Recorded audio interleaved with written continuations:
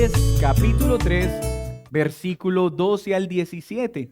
Esta carta ha sido de gran bendición para nuestra iglesia local, pues nos ha enseñado los elementos que deben gobernar en una iglesia para poder ser guardados de los enemigos externos e internos que continuamente buscan dañar el avance del reino y el desarrollo saludable de la iglesia de Cristo. Colosenses capítulo 3, versículo 12. Lo invito a que escuche, a que lea, a que preste atención con detenimiento y a que anhele que hoy el Señor hable a nuestros corazones y nuestros corazones respondan en obediencia a su palabra. Vamos a leerlo entonces. Vestíos pues como escogidos de Dios, santos y amados, de entrañable misericordia, de benignidad, de humildad, de mansedumbre, de paciencia, soportándoos unos a otros y perdonándoos unos a otros si alguno tuviere queja contra otro. De la manera que Cristo os perdonó, así también hacedlo vosotros. Y sobre todas estas cosas, vestíos de amor, que es el vínculo perfecto. Y la paz de Dios gobierne en vuestros corazones, a la que asimismo fuisteis llamados en un solo cuerpo, y sed agradecidos. La palabra de Cristo mora en abundancia en vosotros, enseñándoos y exhortándoos unos a otros en toda sabiduría, cantando con gracia en vuestros corazones al Señor con salmos e himnos y cánticos espirituales. Y todo lo que hacéis, sea de palabra o de hecho, hacedlo todo en el nombre del Señor Jesús, dando gracias a Dios Padre por medio de Él. Le pido que ore conmigo por la predicación de la palabra.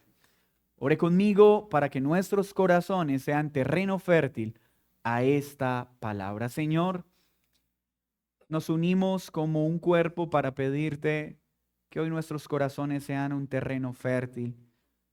Que hoy tu Espíritu Santo ilumine nuestro entendimiento para poder discernir con acierto lo que quieres enseñarnos de manera particular, pero también de manera colectiva. Hoy te pedimos que nuestros corazones respondan diligentemente a la predicación de tu palabra. Y te oro junto con mis hermanos por tu servidor, Señor, para que hoy me concedas de nuevo gracia, claridad en la exposición de tu palabra y sobre todo fidelidad. Que tu Espíritu Santo hoy gobierne en esta exposición. En Cristo Jesús. Amén y amén. Pablo, en la sección anterior, nos mostró cómo no luce un creyente. ¿Cuáles son los elementos de alguien que no ha nacido de nuevo y que no está unido a Cristo? Conductas que ya no deben hacer parte de la vida de un creyente.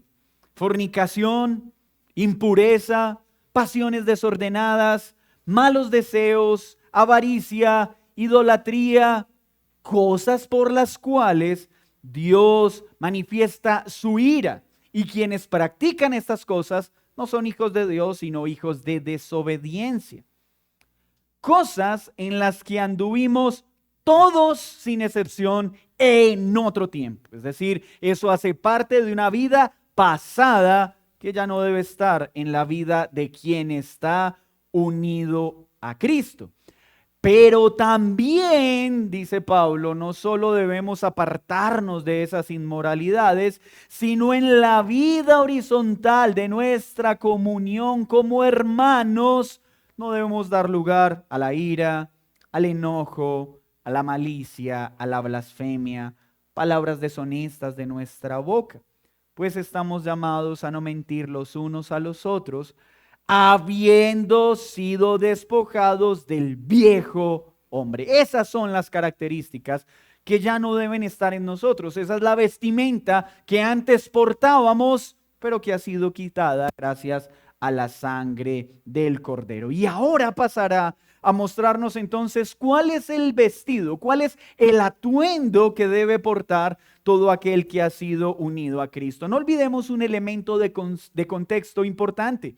Recuerdan que para este momento en el que Pablo está escribiendo, aún era evidente que habían posiciones de autoridad, emperadores, monarquías, y en ese contexto las vestiduras eran muy importantes para identificar la posición de autoridad de alguien o su condición económica. Un emperador usaba telas específicas que eran acorde a lo que él era, acorde a su autoridad, de tal forma que cuando venía un emperador o una persona en eminencia, antes de que hablara, ya su vestimenta indicaba que era una persona de respetable autoridad o de condición económica elevada. El emperador entonces usaba telas, colores diferentes a los de un esclavo. Los vestidos de una mujer que honraba su hogar y era fiel a su marido no eran los mismos de aquellas que ocupaban su vida en atraer a hombres por dinero. No era lo mismo la forma en la que se vestían los hombres cultos de la época en relación a aquellos que eran humildes obreros, porque la vestimenta en un sentido comunicaba aspectos de la vida de ese individuo. Aunque en nuestro tiempo hay algunas variaciones, pues pareciera a veces que el que menos plata tiene gasta más plata en ropa que el que verdaderamente tiene. Es curioso. Pero generalmente la forma de vestir está muy relacionada también con el oficio de la persona que desempeña ciertas posiciones de autoridad o ciertas dinámicas sociales. Recuerdo hace un tiempo un amigo que fue ascendido para ser gerente en una importante multinacional. Y para mi sorpresa, cuando a él lo ascienden, me informa de que le han dado a firmar un documento con un código de vestimenta y conducta. Yo, ¿cómo así? Explícame. Sí, no solo recibió un ascenso y un gran incremento en su salario, sino que a partir de ese momento muchas cosas en su vida cotidiana ya no podían ser. Cuando saliera a ciertos lugares públicos ya no podía ir a cualquier lugar público. Tenían que ser algunos que cumplían con las características de su empresa. Si iba a comprar un vehículo, ya no podía ser cualquier vehículo, tenía que ser de la marca que la empresa le había asignado, porque él ahora era un referente visible de esa marca. Y los lugares que representaba, los lugares donde comía, las marcas que usaba, pues iba a hacer que su empresa quedara bien o quedara mal. Esto nos muestra un elemento claro. La manera de vestir era entendida en el momento en que Pablo escribe de una forma cercana a lo que hoy vivimos. La forma de vestir debe ser coherente a lo que somos. Entonces, la forma en que se viste el creyente debe ser acorde a lo que es una nueva criatura.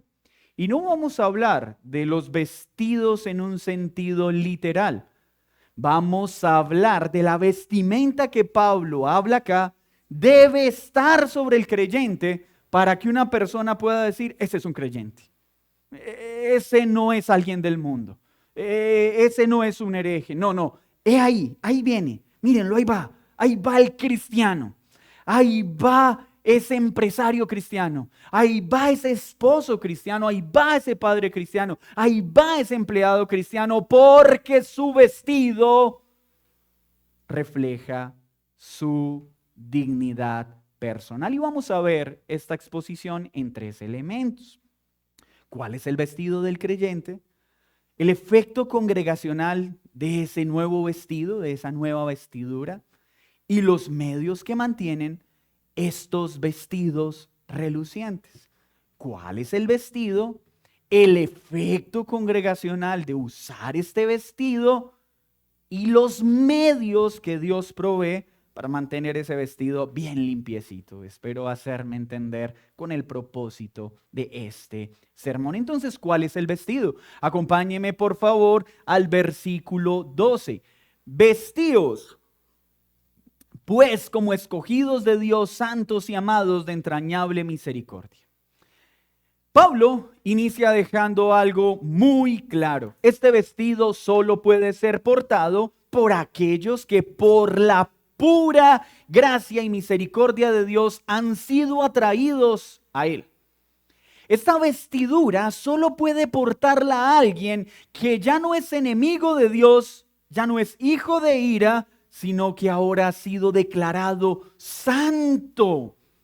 Estos vestidos solo lo puede tener un escogido de Dios, santo de Dios. ¿Qué significa eso? Recuerden que ya lo vimos. Es decir, así solo podrá lucir una persona que fue apartada de las tinieblas y trasladada a la luz. Una vida que antes se deleitaba en la oscuridad, pero ahora se deleita en todo lo santo. Una persona que antes caminaba hacia todo lo que desagrada a Dios, mas ahora solo quiere caminar para la gloria de Dios. Solo esa persona puede tener esta vestimenta. Ningún otro puede portarla, porque solo alguien que ha sido salvado, trasladado de las tinieblas a la luz, puede tenerlo. Pero Pablo se asegura de dejar algo claro. Y estas personas pueden tener esta vestimenta no solo por una razón, no solo porque han sido escogidas por Dios, no solo porque han sido lavadas por Dios, no solo porque Él quitó esos viejos harapos de pecado y colocó un nuevo vestido, sino porque estos santos escogidos son amados por Él. Pablo insiste en recordarle a la iglesia Colosas: no olviden que nosotros somos lo que somos, no por lo que hacemos, sino por lo que Él hizo. Y nosotros no hacemos nada para que Él nos ame. Nosotros hacemos todo porque ya somos amados.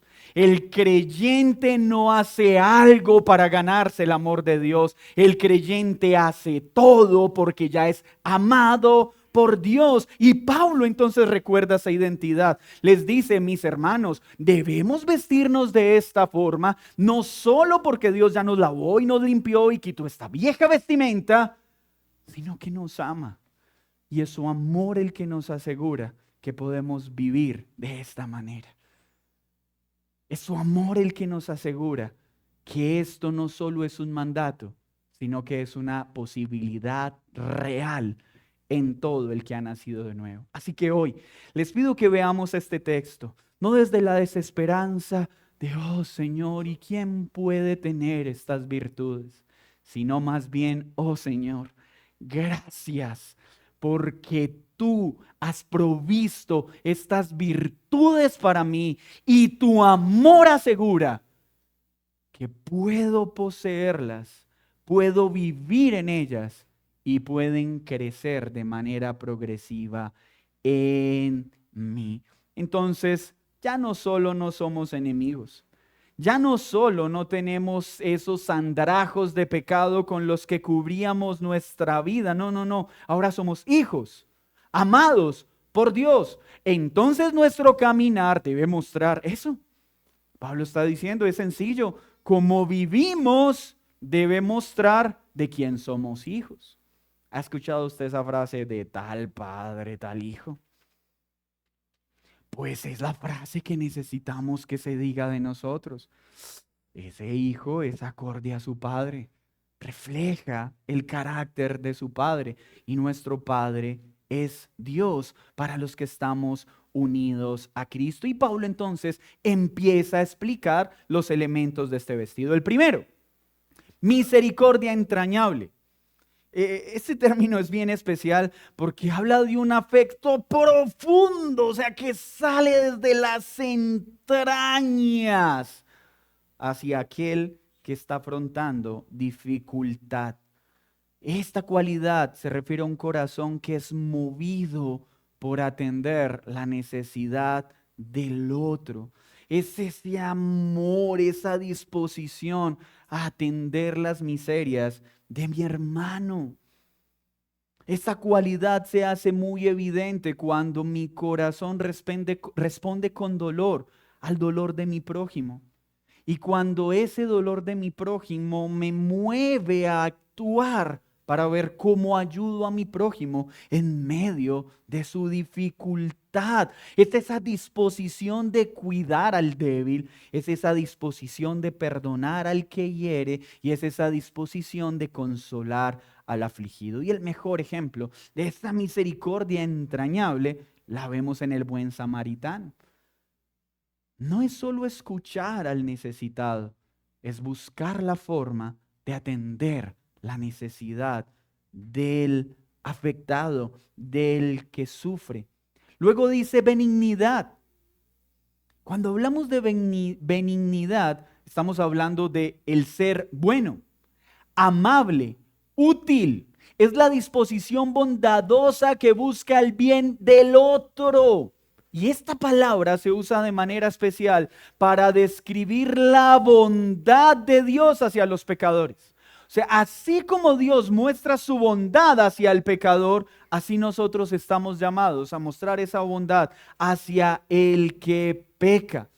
Entonces es esa buena disposición a tratar a mi hermano con amabilidad, ternura, consideración, incluso cuando no lo merece.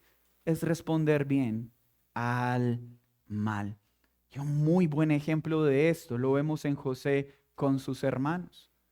José tenía la autoridad para darle un triste final a sus hermanos, pero procedió con bondad hacia sus hermanos, aunque no lo merecían. Luego dice, y humildad. Ese vestido tiene una prenda que se llama humildad. Es decir, tener un concepto bíblico de mí mismo. Ver al otro como superior a mí mismo, ser cuidadoso en la forma como me percibo a la luz de Dios, no a la luz de mi carne. En el mundo grecorromano, la humildad era vista como debilidad. No era una virtud, porque el que se mostraba humilde, ¿cómo podría atemorizar a sus enemigos? Solo le esperaría una cosa, ser subyugado por ellos.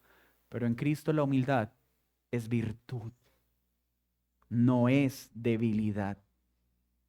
Es reconocer que todo lo que tengo viene de Dios. Es considerar a los demás como superiores a nosotros mismos en dignidad y en necesidad. Es no exigir siempre que se satisfagan mis deseos, mis intereses, sino pensar en los intereses del otro. ¿Y qué mejor ejemplo de humildad que la de un rey, siendo rey de reyes y señor de señores, lavando los pies de sus discípulos? ¿Y notan ustedes esta vestimenta? ¿A quién nos está mostrando? Mansedumbre. ¿Y qué es ser manso? Dirían los abuelos, mi hijo, uno debe ser manso, pero no menso, ¿cierto? A veces se confunde la mansedumbre con la pasividad.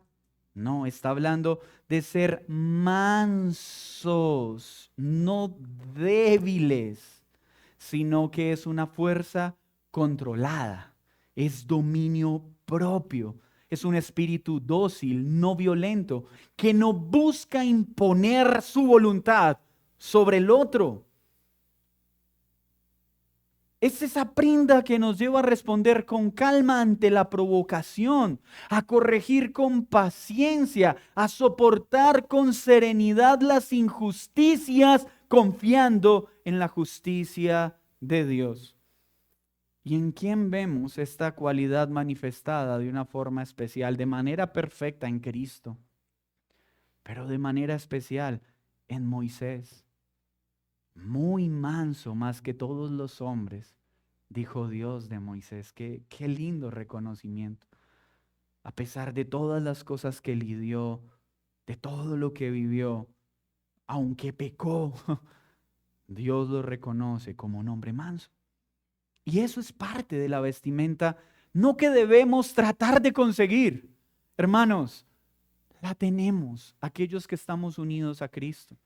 Y bien dijo un teólogo, el creyente parece no tener una comprensión teológica cuando le dice a Dios, dame humildad, dame mansedumbre, dame paciencia. No, si el creyente entiende lo que está orando, más bien debería decirle, oh mi Señor, ayúdame a ejercer con diligencia estas provisiones que tu Espíritu ya me dio.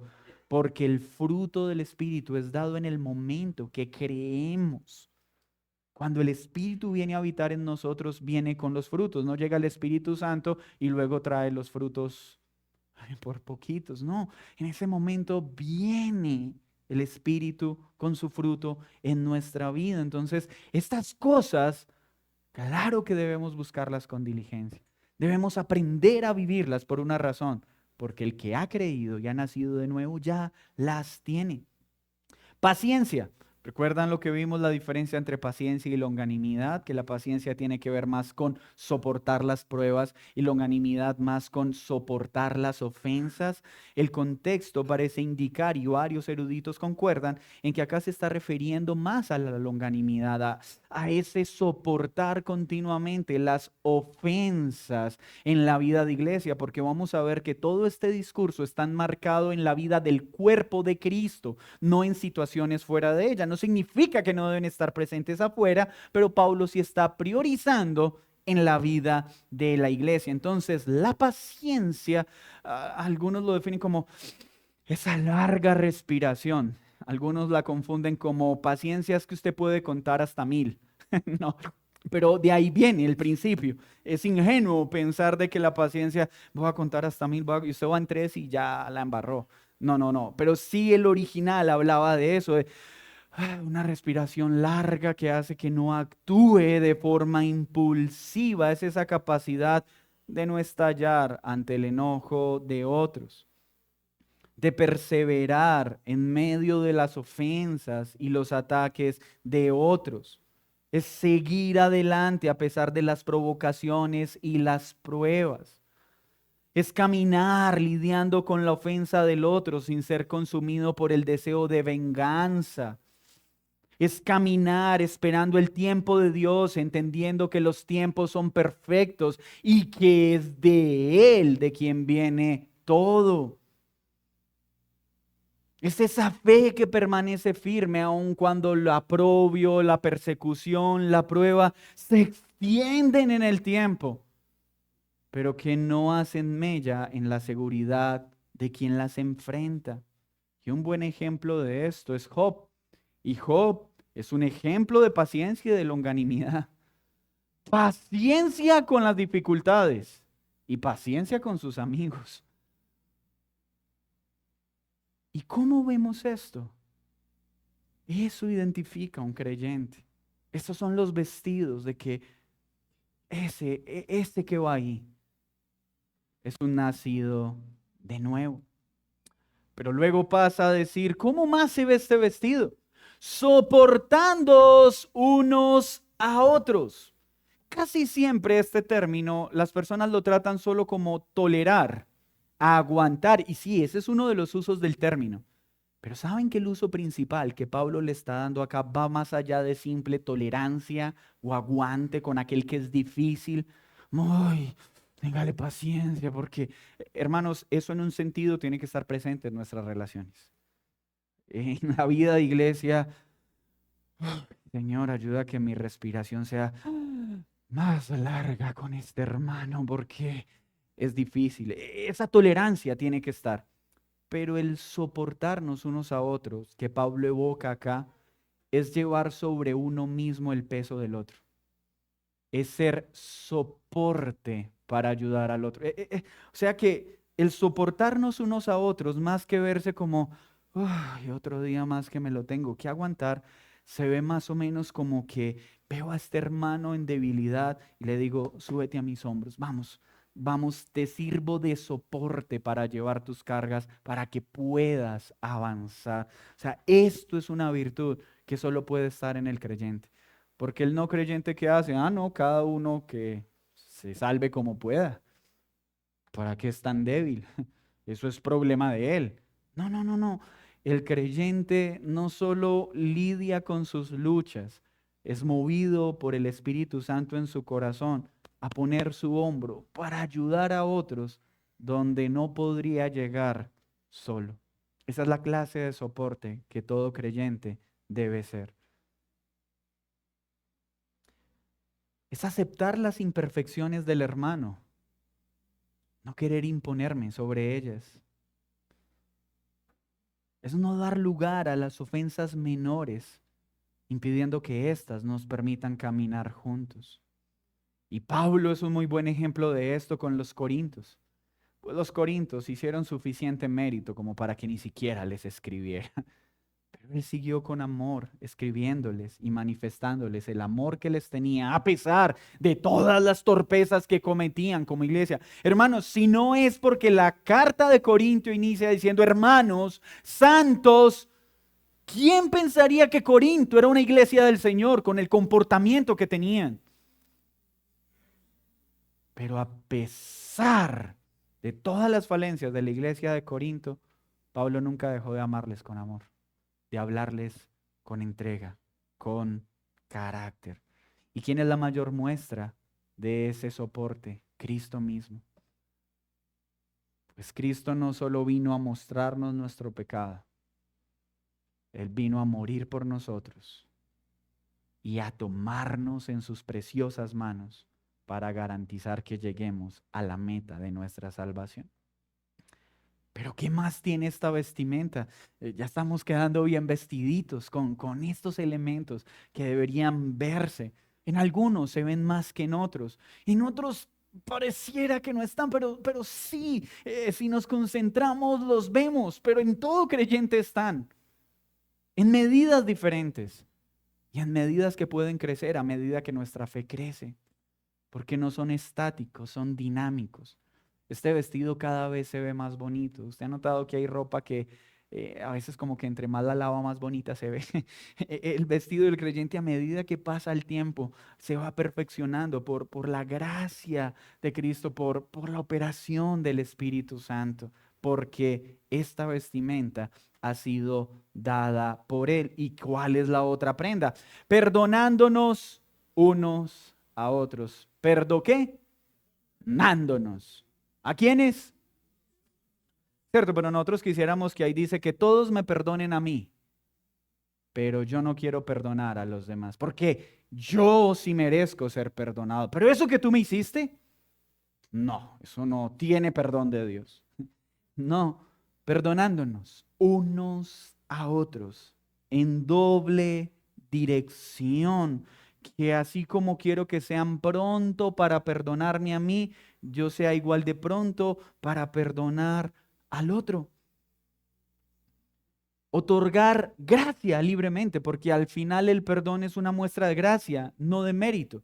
Hay un autor que lo define es cancelar una deuda. Ese es el perdón. Cuando yo perdono una deuda, estoy diciendo deuda cancelada. O sea, yo no te voy a estar recordando, ¿te acuerdas ese día que te presté los únicos 5,000 que tenía en el bolsillo y que dijiste que a los 5 minutos me los daba y nunca me los devolviste? Te perdono esa deuda, es que no te lo voy a volver a echar en cara. Pero no perdonar la deuda es, cuando me irá a pagar los 5,000? No se canceló en mi mente esa deuda. Es el término como lo está utilizando acá. Es que cuando digo te perdono en eso, ya no te lo voy a echar más en cara. Ya la deuda fue cancelada, el tema queda cerrado. Porque te perdoné. No, no guardo rencor. No, sí te perdoné, pero cada vez que te veo quiero estampillarte. No, no, no, entonces no, no perdonaste, porque el perdón da por cancelada la deuda, no guarda rencor, no guarda amargura. ¿Por qué? porque así es el perdón de Cristo. Por eso dice que debemos perdonarnos ¿cómo? Como Cristo nos perdonó. Y Él dijo en la cruz, telestai, completo está, deuda cancelada. Imagínense a Cristo cada vez que se ve con nosotros mediante su palabra, recordándonos todo lo que hicimos en contra. No, espera, es que acabo de acordarme de algo que me hiciste, no me hables hoy. ¿Se imaginan a Cristo donde se acordara de alguna de las cosas que hicimos y ese día no nos escuche? Nunca podríamos ser escuchados, porque solo hay una cosa que sabemos hacer bien y es pecar.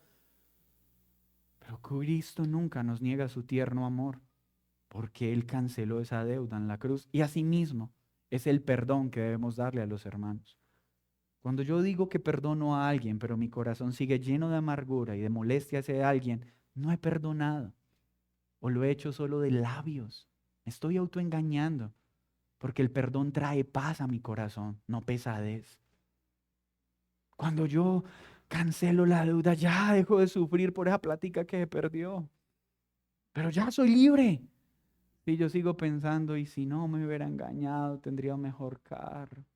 Y él lo veo con el carro. Entonces no perdoné. Esa deuda todavía está robándose mi paz. Todavía es amo de mi mente y de mis sentimientos. Entonces es mostrar gracia al ofensor, imitar el perdón de Dios. ¿Y en quién vemos esto? De manera perfecta, en Cristo, en la cruz. Padre, perdónalos, porque no saben lo que hacen. Pero también lo vemos en Esteban.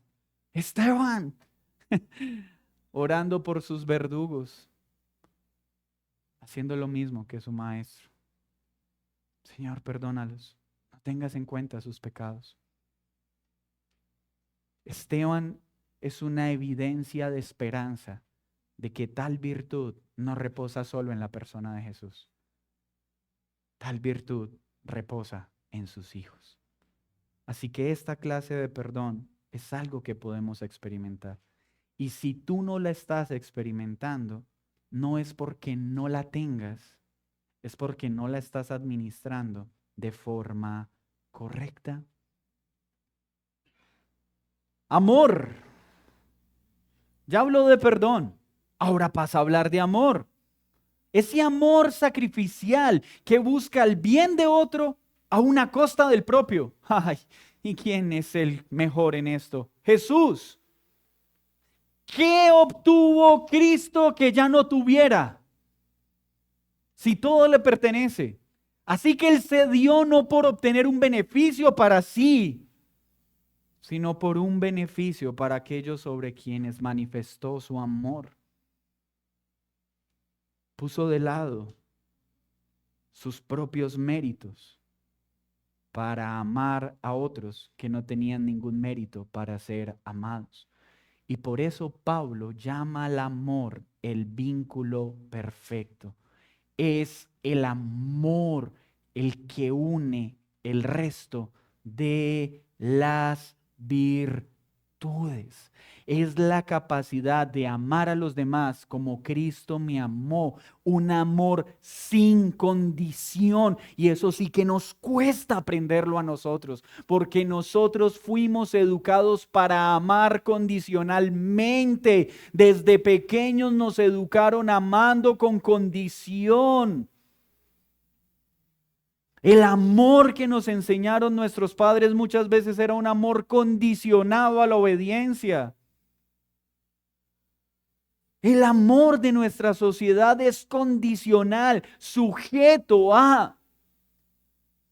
El amor matrimonial es condicional porque está sujeto a que el otro haga lo que yo quiero. Nosotros amamos dando mérito a la conducta del otro. Cristo muestra su amor, aunque la conducta nuestra no merecía recibir su amor. Y es así que somos llamados a amar. Un amor que no está sujeto al mérito del otro. Y es ese amor el que guarda la iglesia, el que edifica la iglesia y protege a la iglesia de las divisiones. Hermanos, ¿saben algo? La mayoría de conflictos y divisiones al interior de la iglesia de Cristo no son asuntos teológicos, no son problemas doctrinales. La mayoría de veces una persona se va de una iglesia no por un problema teológico, por nuestra falta de disposición a comportarnos conforme al vestido que hemos recibido. Es por eso.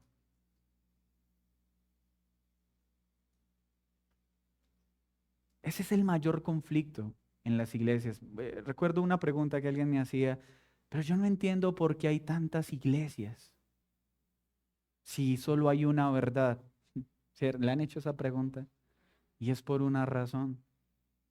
Porque para Cristo hay una sola iglesia.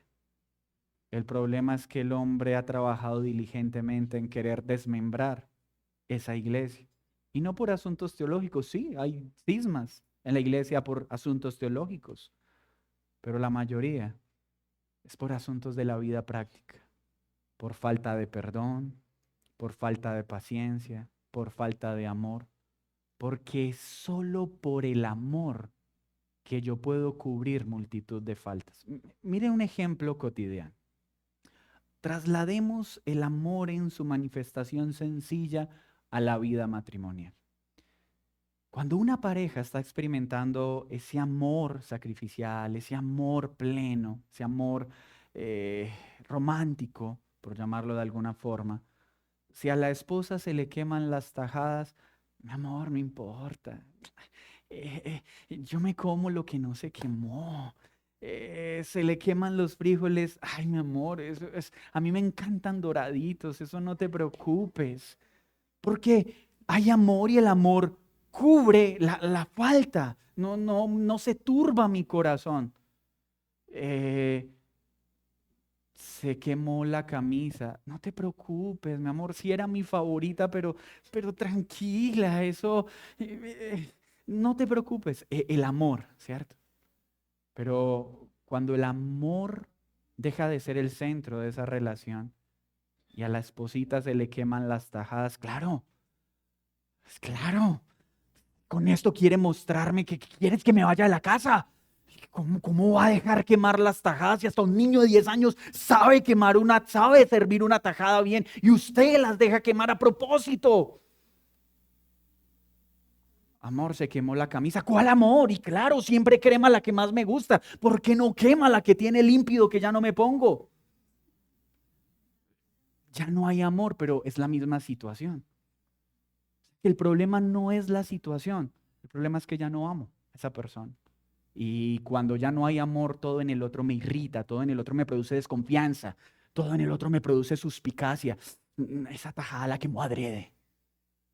Claro, y la volteó para que yo no viera y me dé cáncer al comerme esa taja, porque ya no hay amor. Eso pasa en la vida de iglesia.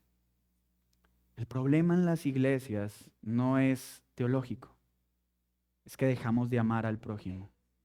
Y cuando dejo de amar al prójimo, todo lo que hace ya me molesta, todo lo que hace me irrita, todo lo que hace me produce desconfianza. Y el problema no es el otro. El problema es que no soy capaz de aceptar, ¿sabes? Ya no te amo. Y como ya no te amo, ya no confío en lo que tú dices. Como ya no te amo, todo lo que haces me molesta. Porque solo por el amor puedo tolerar la debilidad del otro. Sin amor es imposible.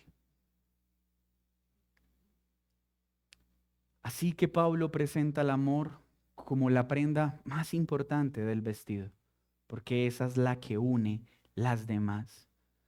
Pablo menciona la misericordia, la benignidad, la humildad, la mansedumbre, la paciencia, pero pone al amor como la prenda que va encima de esas. Es como un manto que se pone encima de las otras para mantenerlas juntas, porque el amor no sustituye las demás virtudes, pero las une y las perfecciona. Sin amor, las virtudes quedan incompletas como piezas sueltas de una armadura.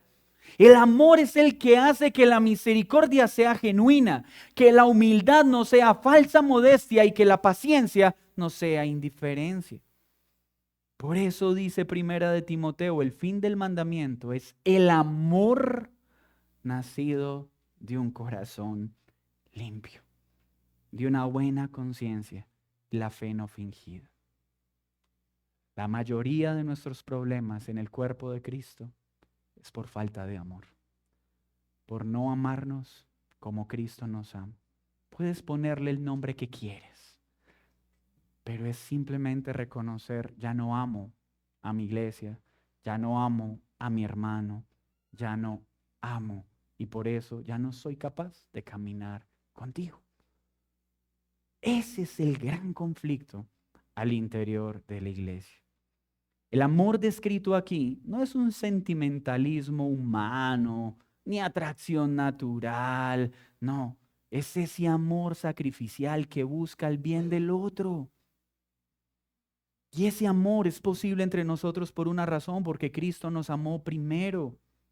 Pablo ya ha mostrado en Colosenses que ese amor se manifestó de forma tangible en la cruz. Hay gente que le dice, oh Cristo, demuéstrame que me amas. ¿Cómo? ¿Qué es lo que estás diciendo? ¿Qué otra muestra de su amor quieres, aparte de su gloriosa entrega en la cruz?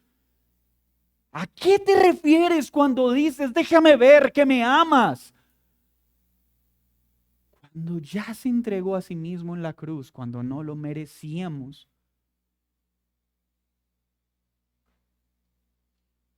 Así como Cristo soportó nuestras ofensas, así debemos soportar las de nuestros hermanos y perdonarlas. Así como Cristo nos vestió de su justicia, nosotros debemos vestirnos de su amor. Este es el mandamiento que les he dado, que se tengan paciencia los unos a los otros, que se traten con misericordia los unos a los otros, que se soporten los unos a los otros. Él fue al grano. Que se amen como yo los he amado. Esa es la medida, no hay otra. En eso se reduce este caminar. Podemos disertar en asuntos teológicos. Podemos mirar cómo la iglesia ha peleado por la Trinidad, por la unión hipostática, por las doctrinas de la gracia. Podemos maravillarnos al ver el debate entre el arminianismo y el calvinismo. Al final, todo esto se reduce en amor. Mi capacidad para amar a los demás como Cristo me ha amado. El amor en la iglesia es el vínculo perfecto, es el idioma perfecto que mantiene unida a una iglesia. Ese amor es maduro, completo y nos lleva a una plenitud cristiana. Cuando este amor mengua en la iglesia puede tener buena doctrina, pero será una asamblea fría, porque solo el amor cubre multitud de faltas. Thomas Watson dijo sobre esto: el amor es el imán del cristianismo, atrae a los pecadores a Cristo y a los santos entre sí. Donde falta el amor, la religión es un cuerpo sin alma. El amor de Cristo es un amor sanador. Así como el fuego funde los metales y los une, así el amor de Cristo derrite los corazones y los liga en unidad. El amor es la suma de toda verdadera religión. No es un adorno adicional, sino la esencia misma de la vida cristiana. Donde no hay más de Cristo, donde hay más de Cristo, hay más de su amor. Qué bonito entender esto en la vida de iglesia. ¿Cuáles son los efectos? Mírenlo. Dice el versículo 15. Y cuando la iglesia se viste, y ustedes estarán preguntando, pero ¿por qué está hablando de iglesia y está enfatizando en la iglesia? Acá está la razón. Y la paz de Dios gobierna en vuestros corazones, a la que asimismo fuisteis llamados en un solo cuerpo. Y cuerpo es alusión a la iglesia, es una mención de el cuerpo de Cristo. Entonces, cuando el cuerpo, que es uno solo, se vista de esta manera, se aparte de esos harapos de pecado, la paz de Dios gobernará en los corazones de esa iglesia. Habrá paz por estas virtudes. Así que si la iglesia es diligente en esto, nuestros corazones gozarán de la paz que hay cuando nos amamos los unos a los otros, mientras transitamos esta vida como un solo cuerpo hasta encontrarnos con Él. Al vestirnos de Cristo y el ser diligentes en nuestra santificación, somos generadores de paz. Pero cuando descuido mi santificación, mi responsabilidad de ponerme este vestido, en lugar de traer paz, me convierto en un perturbador de la paz que no nos permite vivir como un solo cuerpo, sino que intenta desmembrar este cuerpo. Cuando nosotros no somos promotores de paz por estas virtudes y nos dejamos llevar por nuestra carne, empezamos a ser perturbadores, como lo enseñaba el pastor Carlos hace 8 días. Porque la paz viene por el amor, pero la paz se rompe cuando no hay amor. ¿Y cómo mantenemos ese vestido limpio? El primero de ellos, sean agradecidos. La gratitud, sed, imperativo, mandato, para que haya esta paz, para que ese vestido permanezca limpio. Lo primero que tiene que haber en nuestros corazones es ser agradecidos. Y lo menciona al inicio y luego al final, sean agradecidos con Dios. La paz de Cristo no es una ausencia de problemas, sino la reconciliación objetiva que Él logró en la cruz. Y el fruto de entender esa obra en la cruz es gratitud. Gracias, Cristo, por morir por mí, como no he de vivir por ti. Miren, un creyente es apasionado por Cristo en relación a su gratitud por lo que Cristo hizo. Las personas que son apasionadas y fervorosas por entregar su vida a Cristo son las más agradecidas. Porque son conscientes de que no merecíamos nada en esa cruz. Y la forma objetiva y tangible de decirle gracias es dando mi vida a Él. Pero cuando una persona no quiere comprometerse, es eso. No hay suficiente gratitud que consume su corazón para rendir su vida a Él. Porque cuando estamos agradecidos, queremos dar todo a Él, no las migajas. La gratitud es la respuesta consciente y humilde ante la gracia recibida.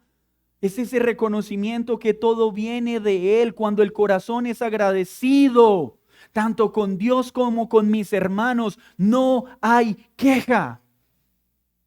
La queja es una consecuencia de la falta de gratitud. Cuando no hay gratitud, hay envidia porque estoy molesto por lo que el otro recibe en lugar de agradecer lo que yo tengo. Hay amargura porque en lugar de alegrarme el bien del otro me molesta y me vuelvo en un enemigo directo de la paz.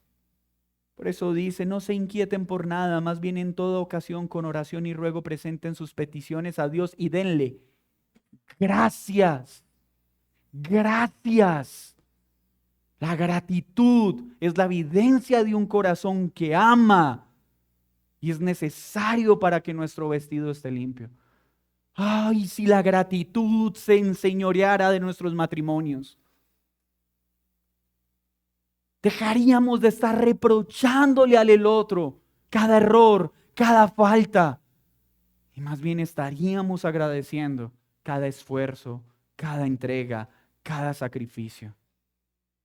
Pero la falta de gratitud solo me permite una cosa, ver todo lo que el otro hace mal en lugar de deleitarme en todo lo que ha hecho bien. La gratitud nos recuerda que todo hermano en la iglesia es un regalo de Dios. Cuando hay gratitud, yo no me imagino que, mira, el Señor dejó caer a este acá en vez de llevárselo para la otra iglesia. No, ninguno llega por accidente. Todos tienen un propósito. Porque son regalos de Dios a la iglesia. Porque Él los salvó. Y Él salva personas que generalmente no se ajustan a mis intereses. Y gloria a Dios por eso. Porque nosotros no nos ajustamos a los intereses de muchos.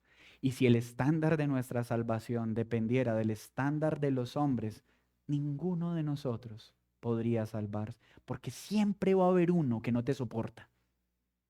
Siempre va a haber uno que todo lo que hagas no le agrada. Pero van a haber muchos que te aman. Van a haber unos que dicen, ay, usted tan divertido. Y el otro, ay, viene ese inmaduro que no tiene. Siempre. Y mirarlo tan lindo, tan callado, tan prudente, tan puestecito en su lugar. Y va a ver otra vez, ahí viene ese amargado que nunca se ríe de nada. Y esa es la vida de la iglesia. Unos dirán, wow, llegó el alma de la fiesta, es tan gracioso, es tan chistoso. Y llegó el imprudente, el que no es capaz de quedarse quieto, el que a toda hora llama la atención. Y están hablando de la misma persona. Porque así somos nosotros. Porque queremos que Dios salve según nuestros estándares y no según los suyos. Pero si yo entiendo que Él me salvó sin que lo merezca, ¿cómo me voy a molestar con otros que Él salva, aunque no se ajusten a mis estándares personales? ¿Ven que no es teología? Es falta de amor. Es falta de gratitud. Thomas Goodwin dijo, la gratitud es el aceite que suaviza las ruedas de la providencia. Quien es agradecido nunca carece de paz, pues siempre ve la mano de Dios en todo. He ahí la gratitud, la confianza en la soberanía de Dios. El arte divino del contentamiento, escribió otro puritano, dice así: el corazón agradecido está en paz porque sabe que Dios nunca le debe nada. Sabe que todo es un don inmerecido. Si Dios no me debe nada a mí, pues no tengo por qué molestarme cuando no da lo que le pido. Pero cuando yo pienso que merezco, la gratitud se va y la paz con ella. El que se arrodilla para dar gracias difícilmente se levanta con un corazón en guerra. Matthew Henry. Y la leo. El que se arrodilla para dar gracias difícilmente se levanta con un corazón en guerra. Pero esos corazones que mantienen en conflicto, que mantienen en guerra, que mantienen peleando, solo muestran una cosa: falta de rodillas agradecidas. ¿Cuánto necesitamos crecer en gratitud? Y cuando somos agradecidos, dejamos de estar demandándole a los demás. Pero ¿qué más dice el apóstol? 16. La palabra de Cristo mora en abundancia. ¿Cómo mantenemos estas vestiduras limpias? Que la palabra de Dios abunde. Y miren, no necesitamos detenernos en detalles. Que abunde ¿cómo? Enseñándoos, exhortándonos unos a otros con toda sabiduría. Iglesia, les pregunto, ¿está hablando del pastor? ¿Está hablando de quién? Pero a veces las ovejas no dicen, no, que estudie el pastor, él es el que enseña. Instituto bíblico, ¿yo para qué? Yo no quiero ser pastor. No. Él está diciendo que para mantener con estos vestidos limpios, todos los creyentes tenemos que abundar en la palabra de Dios en nuestros corazones. Debe estar saturado nuestro corazón de ella, porque todo creyente lava su vestidura cuando enseña a otros la palabra de Dios. Cuando nos exhortamos con la palabra de Dios. Cuando cantamos la palabra de Dios. Hermano, Tú debes saturar tu vida de la palabra de Dios porque tú estás llamado a enseñar la palabra de Dios a alguien, a tu esposa, a tus hijos, a tu vecino, a un hermano en la iglesia. Todo creyente debe saber enseñar la palabra de Dios. Eso no es responsabilidad exclusiva del pastor, porque eso me ayuda a mantener mis vestiduras limpias, relucientes. Porque cuando enseño a otro me estoy enseñando a mí mismo. Porque cuando exhorto a otro me estoy exhortando a mí. Y muchos preguntan, pastor, pero los cánticos de la iglesia, sí, mucha Biblia, pero mis hermanos, miren, para nosotros lo más importante es cantar la palabra de Dios. Por eso cantamos la palabra de Dios cada domingo, cantamos esas preciosas verdades, porque cuando cantamos la palabra de Dios con salmos, himnos, cánticos espirituales, estoy lavando, afirmando, fortaleciendo mi vestido, agradecidos y con la palabra de Dios morando en nuestros corazones, cantando la palabra de Dios. Y así, todo lo que hagamos, hagámoslo en el nombre del Señor. Cuando hay gratitud, cuando estoy saturado de la palabra, enseñando a otros, exhortando a otros, edificándome a mí y cantando la palabra de Dios, soy contribuyente de que haya paz en mi iglesia local. ¿Qué eres tú? ¿Generador de paz o perturbador de la paz? ¿Alguien que ama como Cristo te ama? Permítame terminar con estas aplicaciones. Termina esta sección dando gracias al Padre por medio de Él. Dando gracias. Gratitud a Dios y gratitud con mis hermanos. Gratitud a Dios, gratitud con mis hermanos. Creyentes, vestirnos entonces de esta vestidura es nada más y nada menos que nuestras vidas sean un espejo que refleja el carácter de Cristo. ¿Saben qué es lo que está diciendo Pablo? Ustedes que han sido salvos por gracia deben verse como Cristo. Que cuando nos vean digan, ese es seguidor de Jesús. Qué gran empleado, qué gran jefe, qué gran esposo, qué gran padre, qué gran hijo. Se nota que es un seguidor de Jesús. No. ¡Oh! ¿Usted es cristiano? No. ¿Qué? ¿En serio? Eso no debería pasar en nuestra vida. Debe ser notable que somos cristianos. Pero usted es cristiano y usted cómo le habla a su esposa. ¿Cómo le grita en ese ascensor? Desde la otra puerta del apartamento escucha cuando usted está enojado. No creo, en serio. ¿Cristiano usted? Y entonces, ¿por qué no me paga lo que la ley dice? Ah, no, porque es que usted está ofrendando su trabajo. Hermanos, se nota que un jefe es cristiano. Se nota que un empleado es cristiano. Eso se tiene que notar porque hemos recibido las provisiones para hacerlo. Solo así la iglesia gozará de paz. Quiero terminar con estas palabras. Cada virtud es un reflejo de la vida de Cristo en nosotros. El nuevo hombre no es un código moral. No, no, no, no. Es Cristo mismo viviendo en su pueblo. Como decía Jonathan Edwards, la verdadera virtud cristiana es la imitación de Cristo en su mansedumbre, amor, paciencia y no el mero cumplimiento externo de las reglas. ¿Qué sentido tiene reflejar esto en otros lugares menos en la iglesia? Es que yo sí soy sociable en otras áreas, pero en la iglesia no. yo sí soy servidor pero en la iglesia. No, Pablo está hablándonos de la vida de iglesia. Esto tiene que estar en la vida de iglesia y no puedes excusarte más en tu personalidad. No, la personalidad no es una excusa para poder vivir a nuestra manera. La personalidad solo nos recuerda la necesidad de Cristo para no seguir siendo lo que somos y poder ajustarnos cada vez más a la imagen de Cristo. No te excuses más en tu personalidad. Es una forma de acallar tu conciencia para no cambiar lo que solo puedes cambiar en Cristo. Fuimos llamados a vivir como un cuerpo, no a desmembrar el cuerpo. Cuando yo me resisto a amar a mis hermanos, me estoy resistiendo a amar el cuerpo de Cristo.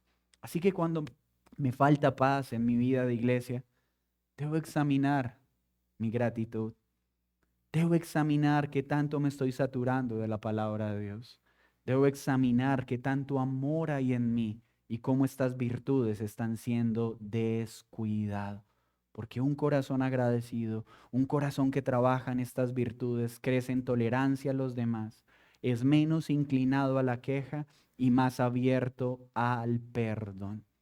La gratitud constante es la disciplina espiritual que mantiene viva la paz en medio de las pruebas y las tensiones.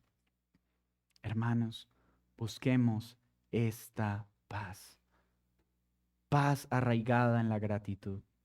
Sin gratitud, la paz se convierte en algo frágil, fácilmente interrumpido por la queja y el orgullo.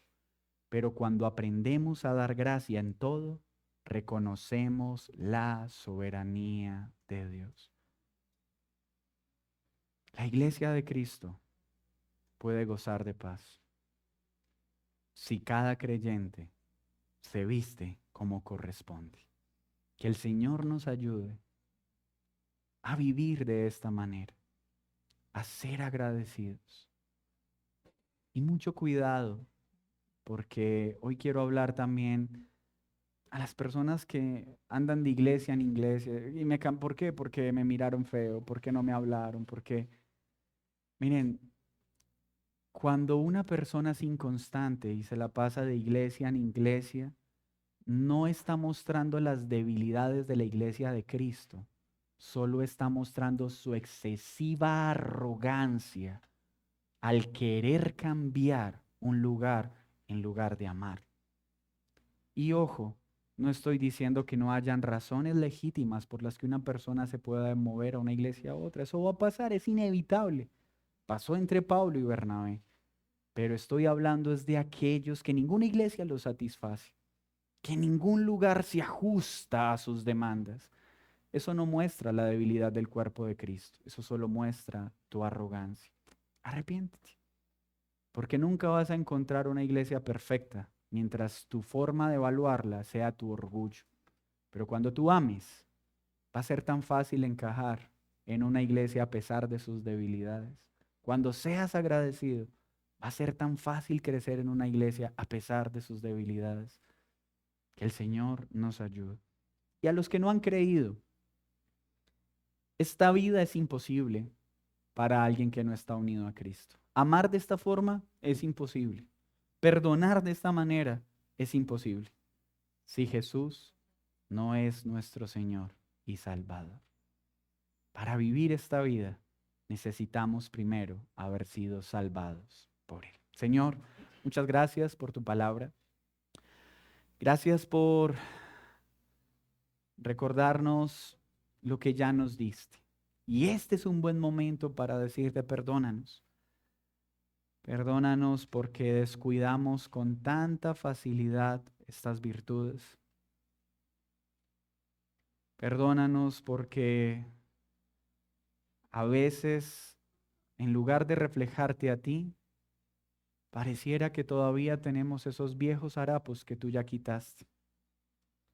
Pero ayúdanos a ser agradecidos, a vivir en ese amor que perdona multitud de faltas, a saturarnos de la palabra de Dios, siendo diligentes en congregarnos, en escuchar tu palabra, en enseñar a otros, en cantar la palabra de Dios, porque cantar la palabra de Dios es de gran bendición para nosotros. Gracias por esta iglesia local. Gracias por cada hermano, por cada miembro. Gracias por cada servidor. Gracias por cada persona en autoridad, porque son un regalo tuyo. En Cristo Jesús. Amén y amén. Vamos a tomar la cena del Señor. Le pido que mientras lo hacemos,